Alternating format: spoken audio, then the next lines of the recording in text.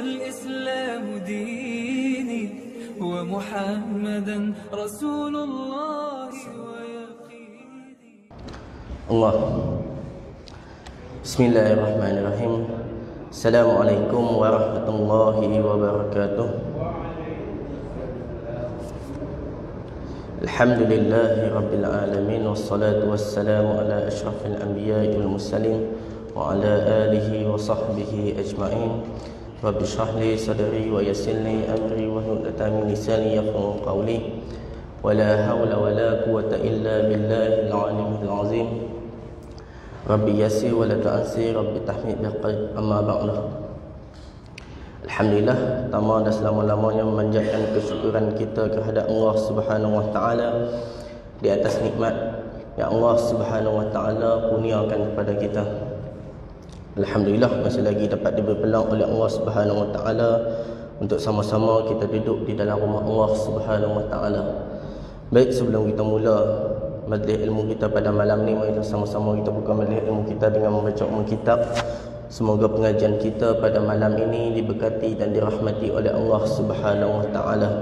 Dan kita hadiahkan Al-Fatihah pada junjungan mulia Nabi Muhammad sallallahu alaihi wasallam, pada ahli keluarga baginda, para sahabat, dan juga pada ahli keluarga kita yang mana telah pergi meninggalkan kita. Bismillahirrahmanirrahim. Auzubillahi minasyaitonirrajim. Bismillahirrahmanirrahim. Alhamdulillahirabbil alamin. Arrahmanirrahim. Maliki yaumiddin. Iyyaka na'budu wa iyyaka nasta'in. Ihdinas siratal mustaqim. Siratal ladzina an'amta 'alaihim ghairil maghdubi 'alaihim waladdallin.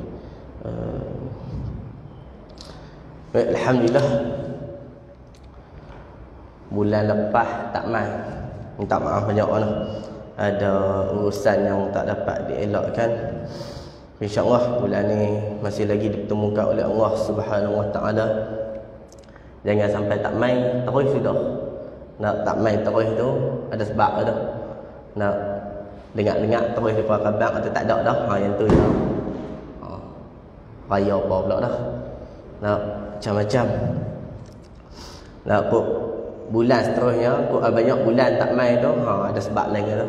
Tapi alhamdulillah masih lagi dapat dipeluang oleh Allah Subhanahu wa taala untuk sama-sama kita duduk di dalam rumah Allah Subhanahu wa taala. Kita teruskan lagi pengajian kita, iaitu 50 akhlak salafun salih. Baik, macam biasa pengajian kita mula dengan hadis pilihan dulu pada malam ni, iaitu hadis yang bertajuk jujur dalam berniaga. Jujur dalam berniaga. Ada di antara kita yang berniaga, yang ada urusan jual beli. Makna dia urusan jual beli ni selain nama dia berniaga, bermuamalat. Ada urusan jual beli, nama dia bermuamalat. Makna dia mesti ada hang beli, nak aku bagi duit, hang bagi barang. Tu dalam sistem dia. Baik. Hadis pilihan jujur dalam berniaga, an Abi Sa'id Al-Khudri radhiyallahu anhu ani Nabi sallallahu alaihi wasallam qala al-tajiru sadqul aqminun ma'an nabiyyin wa siddiqin wa syuhadah. Riwayat At-Tirmizi dan Ibnu Majah. Daripada Abu Sa'id Al-Khudri radhiyallahu anhu, dari Nabi sallallahu alaihi wasallam bersabda, peniaga yang jujur dan amanah itu akan dihimpunkan bersama dengan nabi-nabi dan para siddiqin dan para syuhada pada hari kiamat nanti. Hadis riwayat At-Tirmizi dan Ibnu Majah. Satu hadis daripada Nabi sallallahu alaihi wasallam yang menggambarkan suatu pekerjaan yang mulia, iaitu berniaga. Sebab dia adalah sunnah Nabi SAW. Berniaga ni sunnah Nabi. Jadi dia adalah pekerjaan yang mulia.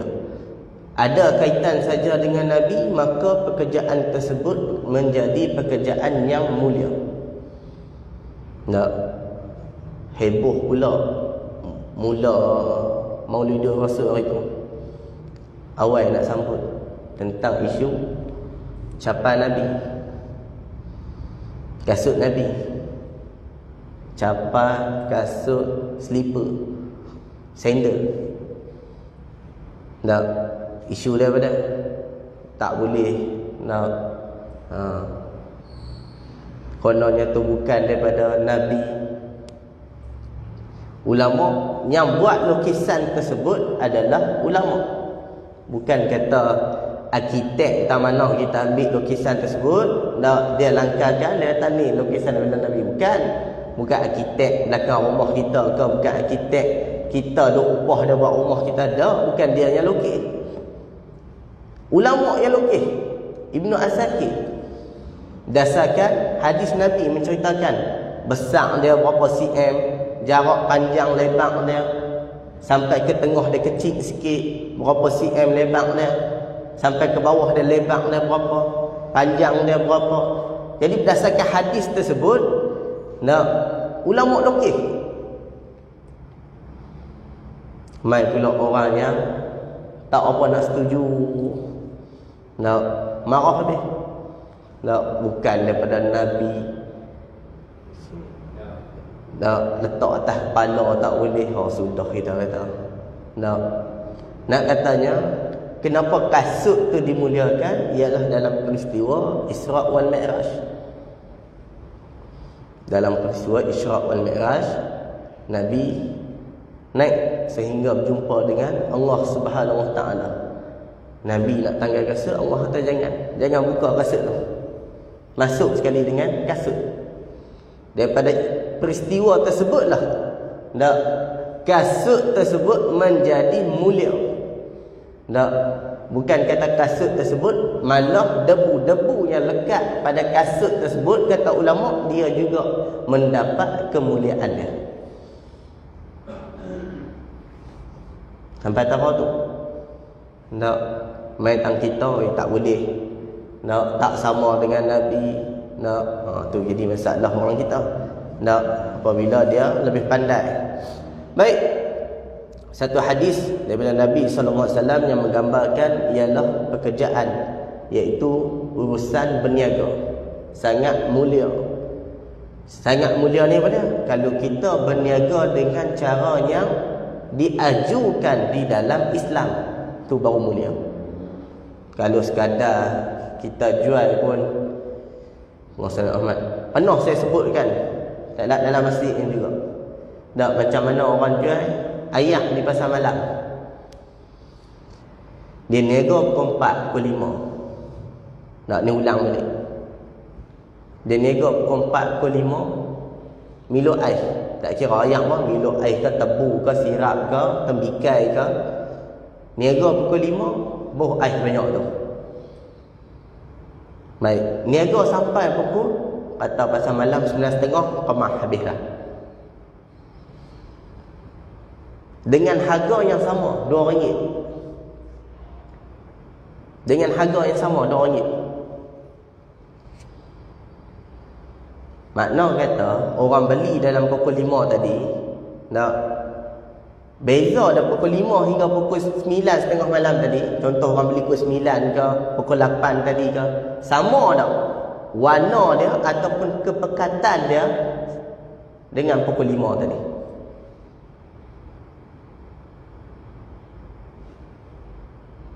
Tak sama dah. Yang pukul 8, pukul 9, 9.30 tadi, dia jadi cayak lah. Warna dia pun tak pekat lah. Warna dah tak pekat, jual dengan harga yang sama.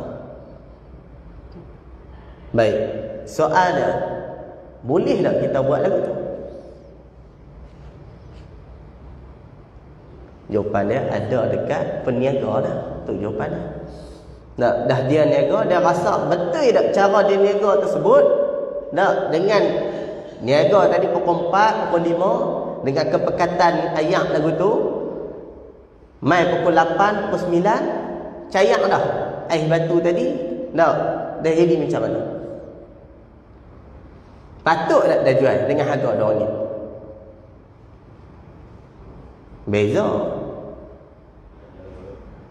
Beza dengan kita beli di kedai.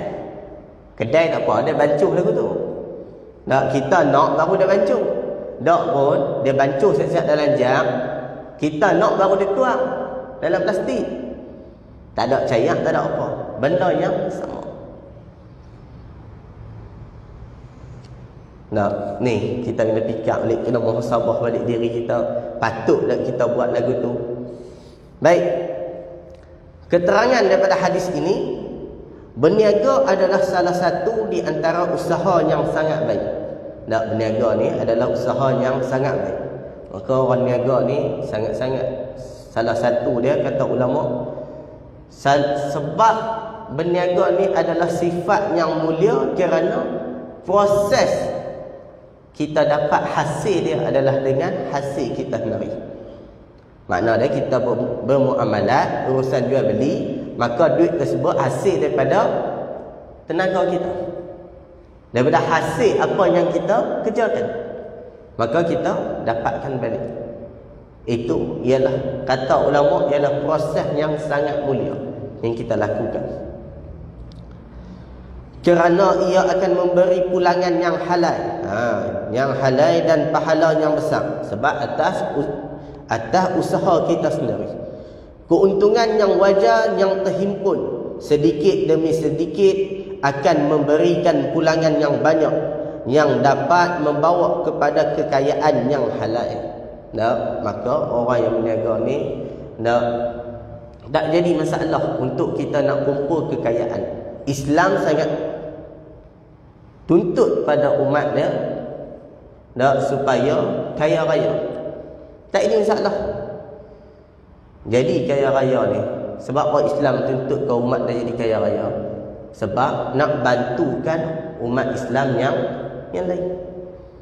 Kita tengok hari ni, Allahumma salli ala Muhammad, macam mana Ustaz Ibik Liu, dia bantu tersebut bermula dengan usaha dia sendiri. Tak ada persatuan pun. Dengan usaha dia sendiri tu, duit dia apa semua lah atas persatuan dia. Dia buat NGO dia. Dia bantu tersebut atas usaha dia sendiri apa semua. Bayangkan orang Islam. Bayangkan tu baru seorang. Kalau boleh kita nak orang Islam macam ni, ada banyak. Nak di Kedah ada seorang, Pulau Pinang ada seorang, Perlis ada seorang, Selangor ada seorang. Nak tak payah ada Ustaz Ibik Liu ni nak turun setiap negeri dia nak pergi tengok. Nak dengar ada masalah di Kedah, dia nak turun pula di Kedah. Kita jadi rasa seronok sebab orang Islam sendiri yang tolong dalam perkara macam ni. Barulah kita yang, contoh kalau kita yang penerima duit tersebut, kita rasa orang Islam nari yang bagi aku. Nak, maka tak ada syak wasangka apa duit tadi kita nak ambil. Nak, atas usaha dia Islam, nampak dia pula bagus. Nak warak nampak dia. Kita pun terima, tak ada salah. Kalau yang bagi tu orang kafir, kita yang, contoh kita yang penerima ni, yang lalu duk pergi semayang lalu, nak duk pergi masjid lalu, duk pergi surau lalu, nak kita nak terima pun, dia menang nombor ekor wah malam ni, duk main turun apa ni bagi aku. Kita yang nak terima pun rasa was-was, takut. Nah, sebab itulah Islam sangat tuntut umat dia supaya kaya, tak ada masalah. Nak cari banyak mana pun kekayaan cari, tapi kena ingat perintah Allah Subhanahu Wa Taala. Nak kena ingat akan selagi mana diri kita sebagai seorang Islam, maka sangat dituntut untuk kita beramal dengan cara Islam. Makna dia beramal dengan cara Islam. Kalau kita berurusan dengan berniaga, dalam urusan niaga kita pastikan bersih daripada benda yang haram. Tidak ada unsur-unsur benda yang haram dimasukkan dalam urusan jual beli kita. Itu yang kita nak. Ini selain dari pahala, dari hikmat yang diberikan kepada pembeli. Nah, kira urusan jual beli ini juga ialah hikmat kita kepada orang yang pembeli. Nah, contoh, kita buka kedai runcit. Dia pun cari.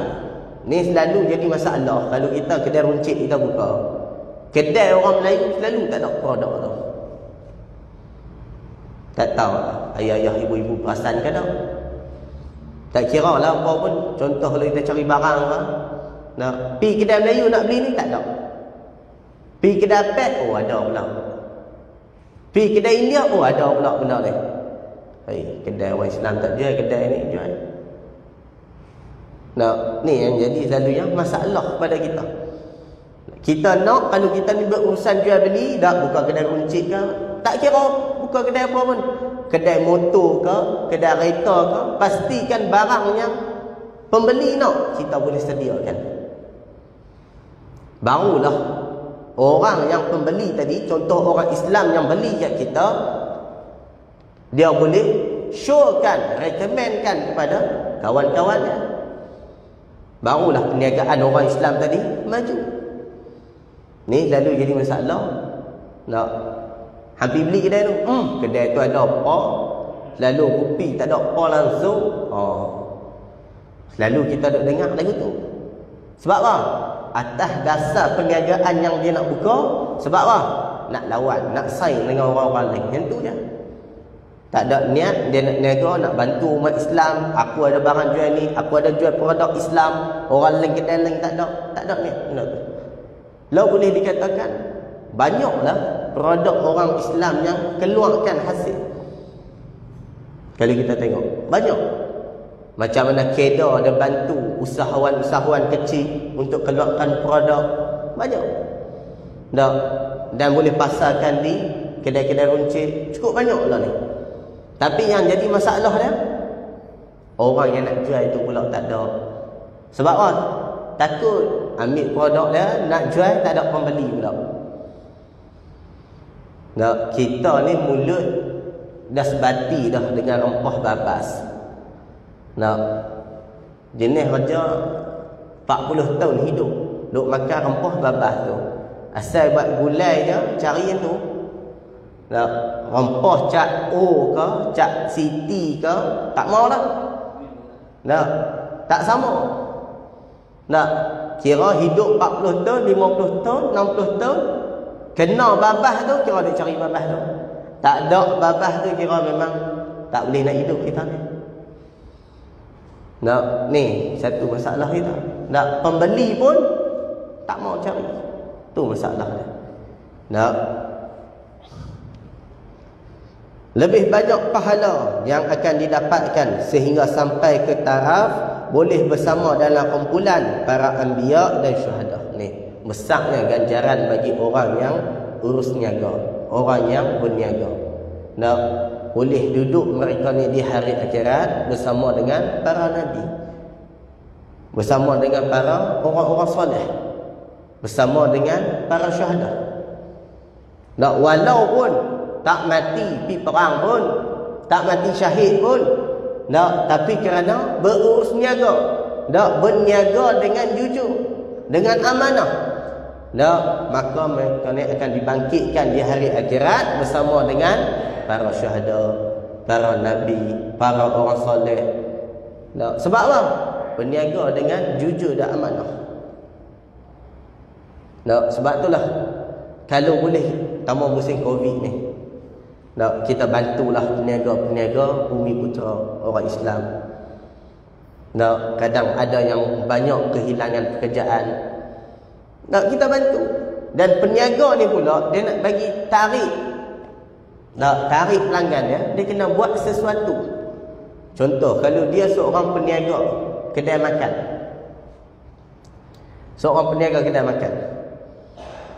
contoh orang beli kat dia, tak kira beli apa, mai hari tu orang nak beli sampai 10 bungkus. Adik-beradik mai rumah, malas nak masak, tempah mi tahu mana, mi ke bihun ke, 10 bungkus. Yang peniaga ni pula dah tahu kata dah beli banyak, dia ni buat kenduri kot kat rumah dah. Bagilah lebih tu. Saya tumpang kenduri sama hari ni. Orang tengok lagu tu, walaupun andai kata contoh dia masak pula sedap, Orang mai lagi kedai dah. Nah, dan orang lain pun, contohlah jiran dia tanya, hari tu malam kenduri rumah hang tu beli tak mana? Dia kata aku beli kedai tu, tak simpang. Habang apa semua, sedap kedai tu apa semua. Dia pun pergi beli. Pergi beli pula dapat lebih sama. Oh, kedai tu bagi apa semua. Dia bagi lebih, dia kata dia buat kenduri. Maka kita yang pembeli ni pun kita jadi rasa seronok. Nah, sebab cara tarikan dia tersebut ni kena ada dalam diri kita. Nah, ada kita jenis sifat itu. Jenis kita tengok orang. Nah, jenis suka tengok orang. Jadi contoh yang beli tu banyak. Dia ni kenal jiran sebelah rumah dia. Bagi lebih tu. Jiran bagi lebih tu. Sebab apa? Takut lagi jiran dia cerita kat orang pula. Aku pergi beli kedai dia sebelah bungkus. Apa tak bagi? Dia takut jiran dia buat mulut tu. Jadi dia pun bagi lebih tu jiran dia. Ni kita. Baik. Anak kunci untuk boleh sampai ke kemuncak perkhidmatan perniagaan yang diberikan itu ialah jujur dan amanah. Ni. Nak bagi kita boleh dibangkit, kita ni seorang peniaga yang boleh kita bangkit bersama dengan para syuhada, para nabi, para orang soleh. Kunci dia ialah jujur dan amanah. Jujur ni mana? Orang tanya kita, kedai kita ada jual apa? Kita abang benda yang tu, benda yang betul kita abang, tak bohong tak apa. Dan berurusan dalam amanah pula. Amanah ni mana? Tanggungjawab kita. Contoh, orang pergi kedai kita, dia bagi duit tu lebih, kita pun ambil. Dia pun tak perasan tak apa.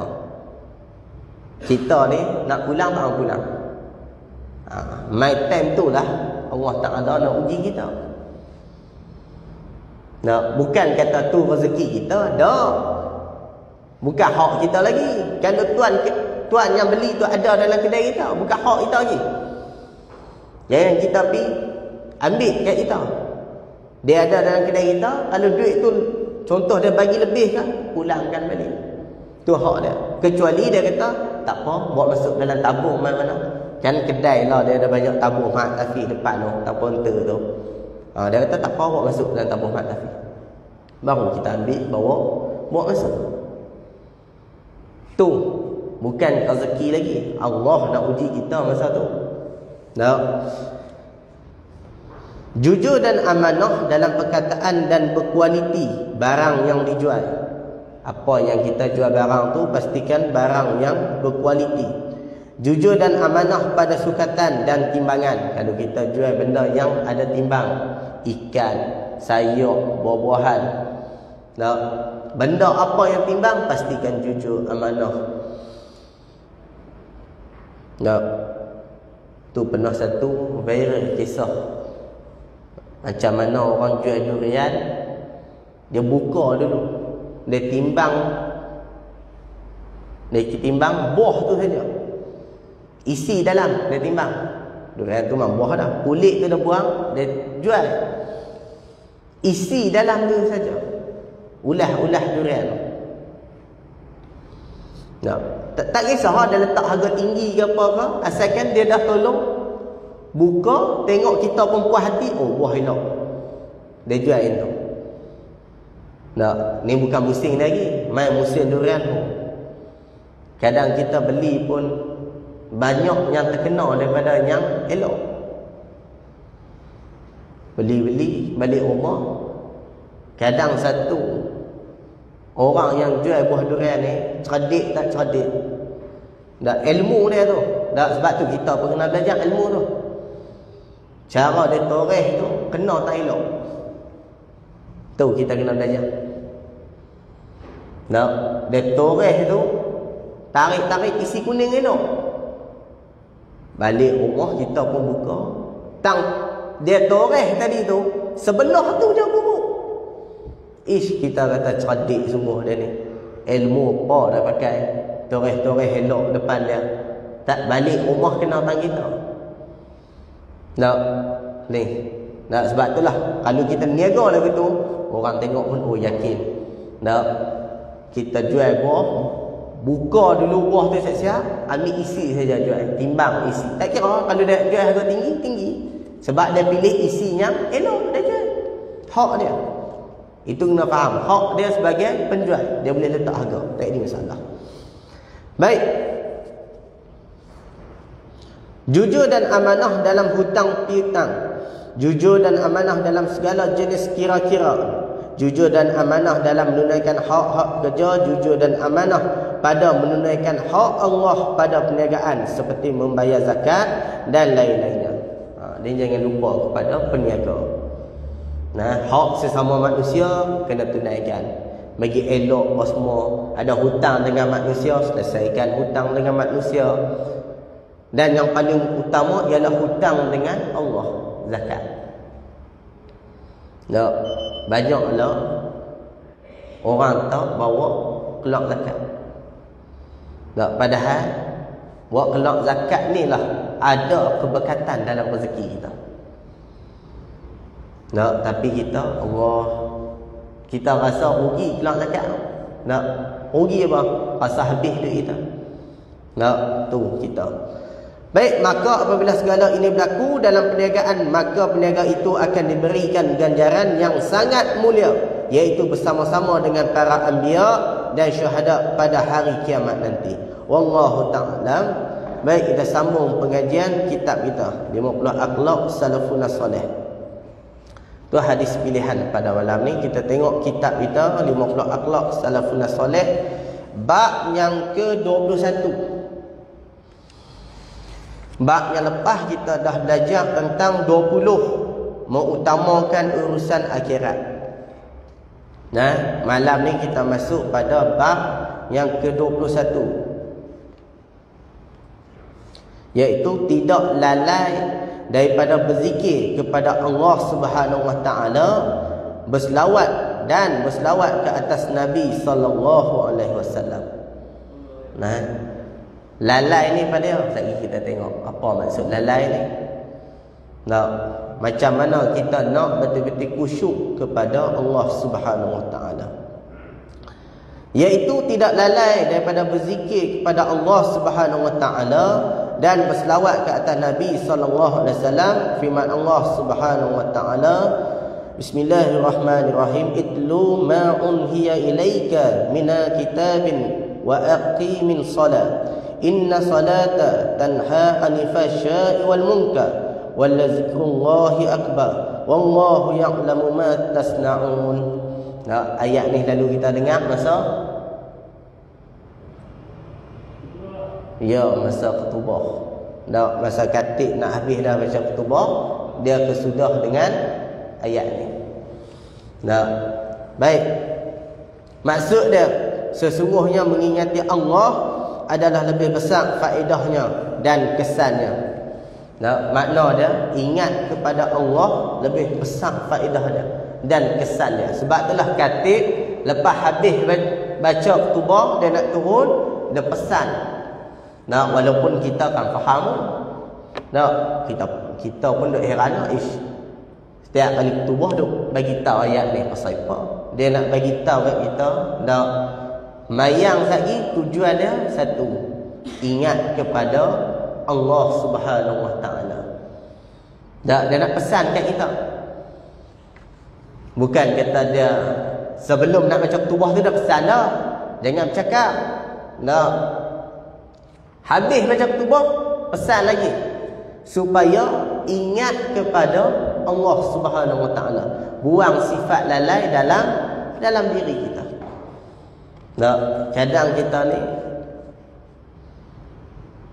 masuk saja dalam rumah Allah, masa tu juga benda keduniaan kita masuk. Dah, satgi mula dalam semayang satgi, benda yang hilang pun dia boleh ingat dalam semayang. Tu dahsyatnya kita ni semayang, benda hilang kita boleh ingat. Tengok semayang, Allahu Akbar, semayang pun semua teringat. Dompet tadi duk cari baru teringat. Duk kemah kereta, vacuum kereta, tinggal dalam kereta tadi. Tu tengah semayang. Nak tengok duk semayang tu. Ingat, nak dompet tadi hilang, jumpalah. Tahu mana dah simpan. Nak sebab apa? Tak ada khusyuk. Nak hati tu dengan Allah hilang. Sebab itulah zikir ni kata ulama adalah pengubat bagi hati. Zikir. Nah, saya kita bahaslah zikir yang terbaik di sisi Allah pada dia. Baik. Dan seterusnya kata Allah Subhanahu wa taala dalam surah Al-Ra'd, allazina amanu wattaqma'inun qulubuhum bizikrillahi ala bizikrillahi tasma'innul qulub, iaitu orang-orang yang beriman dan tenang tenteram hati mereka dengan zikrullah. Nah, maka orang-orang yang beriman ini hati mereka ni tenang, tenteram. Apabila mereka zikrullah, apabila mereka ni ingat kepada Allah Subhanahu wa taala. Tu. Kita rasa agak kalau berzikir pun tak tenang, masalah lain untuk kita. Sebab orang yang beriman ni hati mereka menjadi tenang apabila mereka berzikir, ingat kepada Allah Subhanahu wa taala. Ketahuilah dengan zikrullah itu tenang tenteramlah hati manusia. Maka orang yang dalam rasa gelisah, sebab itulah kata ulama, orang yang ada masalah, ingatlah pada ketika itu kepada Allah. Kerana Allah lah yang bagi masalah, maka banyak ingatkan kepada Allah balik. Maka Allah jualah yang menyelesaikan masalah. Tu hati kita. Agak ada masalah, pikap semua tak kena, ingat kepada Allah. InsyaAllah Allah jua yang berikan kesulitan pada kita, Allah jualah yang menyelesaikan kesulitan tersebut. Boleh jadi dengan kesulitan, dengan masalah yang Allah Subhanahu wa taala berikan kepada kita tersebut, Allah Taala nak hapuskan dosa-dosa kita. Sebab apa hapus-hapus dosa pula Ustaz? Sebab kita ingat kepada Allah, maka dosa-dosa kita seperti mana hapus, seperti mana kita tengok ombak di laut, buih tersebut dia undur belakang balik, hilang buih tadi. Maka umpama dia seperti itu. Kita berzikir kepada Allah, maka buih di lautan tadi yang ada di pantai dia undur ke belakang, hilang. Macam itulah dosa-dosa kita. Tu yang kita nak. Baik.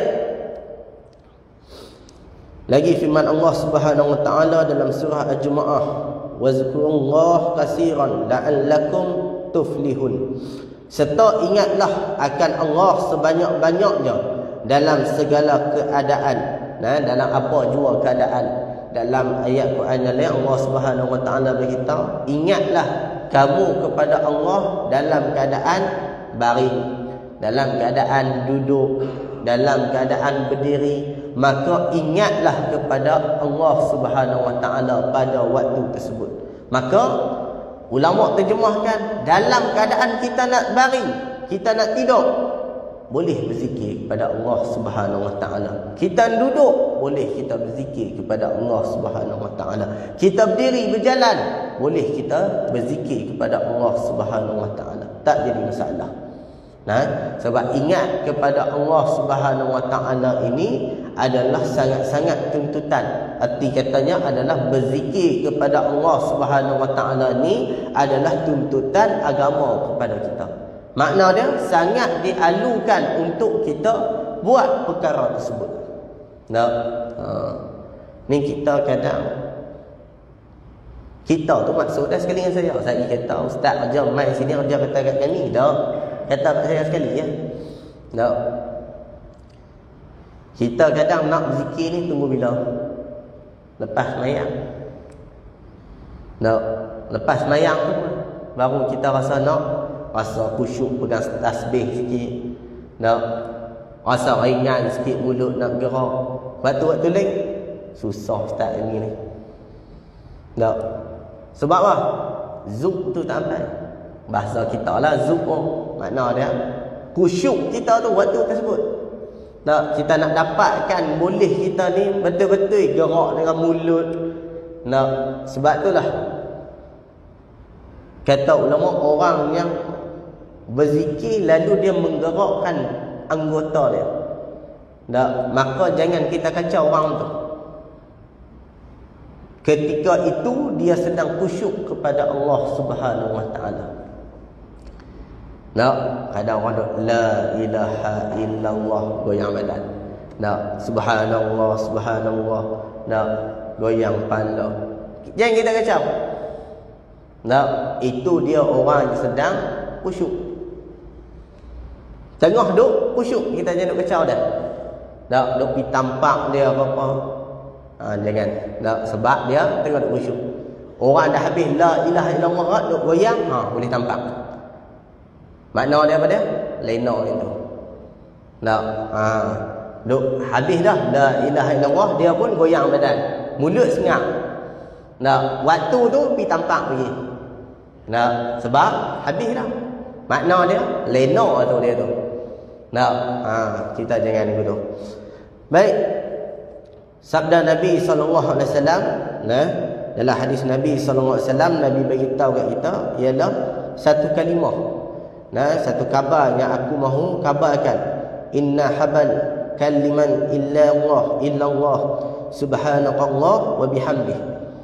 Kata Nabi sallallahu alaihi wasallam, mahukah kalian aku kabarkan kalam yang amat disukai oleh Allah Subhanahu wa taala, yang sangat disukai oleh Allah Subhanahu wa taala. Sesungguhnya kalam yang amat disukai oleh Allah Subhanahu wa taala itu adalah subhanallah wa bihamdih. Itu perkataan kalam yang disukai oleh Allah Subhanahu wa taala. Dalam hadis lain Nabi sallallahu alaihi wasallam bagi tahu pula ialah seafdal zikir. Ni kalimah yang disukai oleh Allah Subhanahu wa taala. Ni kalimah yang paling afdal. Makna paling afdal ni paling utama. Mudah kita faham lagu tu. Paling utama yang dituntut. Kata Nabi sallallahu alaihi wasallam, afdalu zikri la ilaha illallah. Ni hadis Nabi. Walaupun lalu kita duk dengar benda ni bila tahlil. Afdalu zikri fa'lamu annahu la ilaha illallah. Lalu kita dengar masa tahlil, tapi dia adalah hadis Nabi. Afdalu zikri la ilaha illallah. Hadis riwayat At-Tirmizi. Seafdal-afdal. Makna dia sebaik-baik zikir di sisi Allah itu adalah la ilaha illallah. Sangat dituntut. Sebab itulah kita ni agak rasa jauh dengan Allah Subhanahu wa taala. Banyakkanlah zikrullah. Ingat kepada Allah Subhanahu wa taala. Kerana ingat kepada Allah Subhanahu wa taala itu ialah ketenangan jiwa yang Allah Subhanahu wa taala akan berikan kepada kita. Ada masalah keluarga, ada masalah anak, banyak zikir, minta doa kepada Allah Subhanahu wa taala. Salah satu doa kita adab, adab salah satu sebelum kita berdoa, berzikir terlebih dahulu kepada Allah Subhanahu wa taala. Makna dia puji Allah terlebih dahulu. Sebab itulah kadang kita tengok tok imam dia nak baca doa, dia istighfar terlebih dahulu, minta ampun dulu dengan Allah. Ada yang berzikir terlebih dahulu. Sebab itulah kita lepas habis sembahyang ada wirid dia. Ada zikir dia. Siapa dia yang buh semua benda ni? Ulama. Ulama susun semua ni sebab nak dibolehkan supaya doa kita tu didengari oleh Allah Subhanahu wa taala. Tu sebab kadang kita belum sempat lagi tok imam tu nak berdoa. Habis sembahyang bagi salam, nak kita pun tunggu sah, tengok dulu. Agak lagi tok imam sebut subhanallah. Nak dia kata panjang zikir ni. Nak kena zikir pula, nak kena wirid pula, bangun. Waktu bila lagi kita nak dekatkan diri kita kepada Allah Subhanahu Wa Taala? Waktu bila? Dah dalam sembahyang pun kita sibuk. Dah kita rasa macam terganggu. Dah sebab keduniaan duk mai bawa dalam diri kita. Kita rasa tak boleh. Waktu bila lagi? Betul-betul kita nak rasa, kita nak bagi ruang, nak bagi waktu untuk kita berzikir kepada Allah Subhanahu Wa Taala. Tak ada. Waktu yang paling sesuai lepas sembahyang. Kita ada banyak masa kita boleh duduk berzikir, nak wirid. Waktu tu kadang setengah orang Muhammad, dia lebih suka buat benda tersebut berjemaah. Dia tak suka buat seorang-seorang. Nak boleh katanya kita ni kalau semayang seorang di rumah, kita tak wirid, boleh dikatakan banyak macam tu. Kita tak wirid kadang duduk di rumah. Tapi mai di masjid, mai di surau, kita boleh duduk wirid. Kita boleh ruangkan masa tu lama. Sebab itulah setengah orang dia suka lebih mai, suka mai masjid. Suka mai rumah Allah, suka mai surau. Sebab apa? Dia rasa tenang. Duduk dalam masjid, duduk dalam surau ni ada ketenangan. Sebab apa? Memang tak pelik. Azan. Baik, kita bagi laluan azan.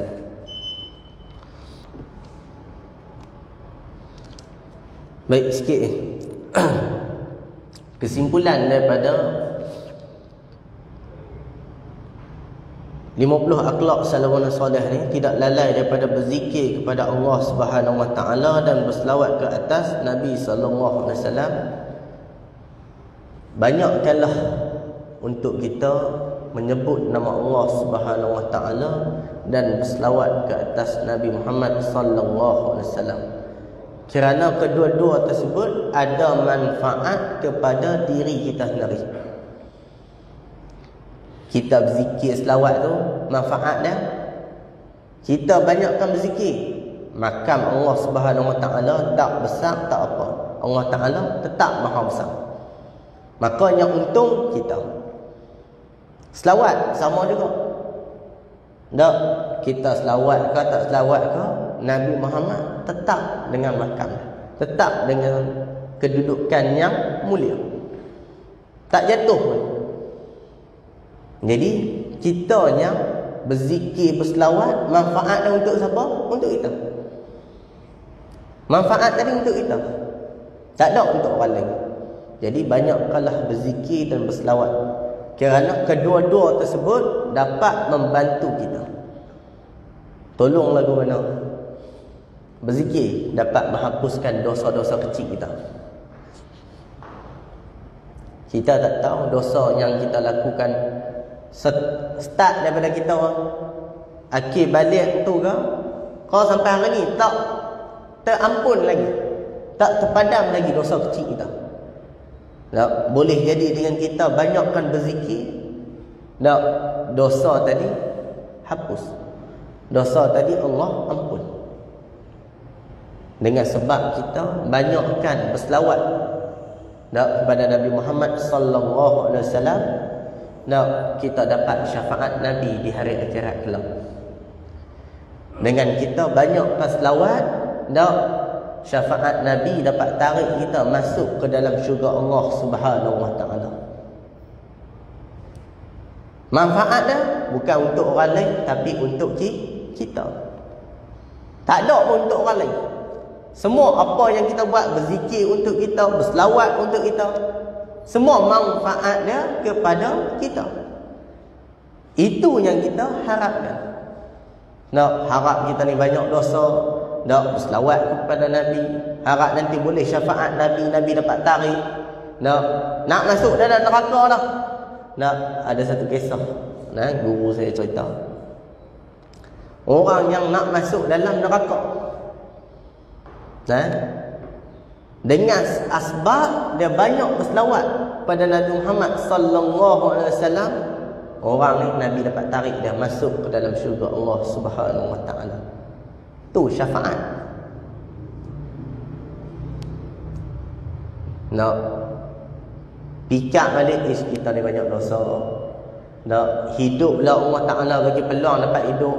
Nak sampai 60 tahun, 70 tahun, banyaknya dosa ni buat. Nak, tapi kita harapkan dengan berzikir, berselawat tadi, itulah amalan yang dapat tolong kita. Baik, kesimpulan akhir sekali. Isu semasa sikit. Lama tak sentuh isu semasa ni. Sikit InsyaAllah dalam 5 minit. Isu semasa kita tengok banyak. Paling besar kita tengok belanjawan 2021. Yang tu tak sentuh lah. Dia paling sentuh sudah. Ayah-ayah, ibu-ibu pun ada TV boleh tengok tu. Macam mana pada kalau orang kata Allah nak tengok monyet yang paling banyak, tengok dalam parlimen. Macam-macam China boleh. Tu bahasa kasar dia lah. Yang tu bagi orang yang ulah lah. Baik.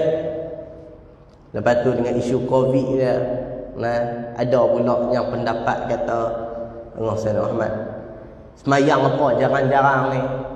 Yang kata tu pula bukan orang biasa-biasa.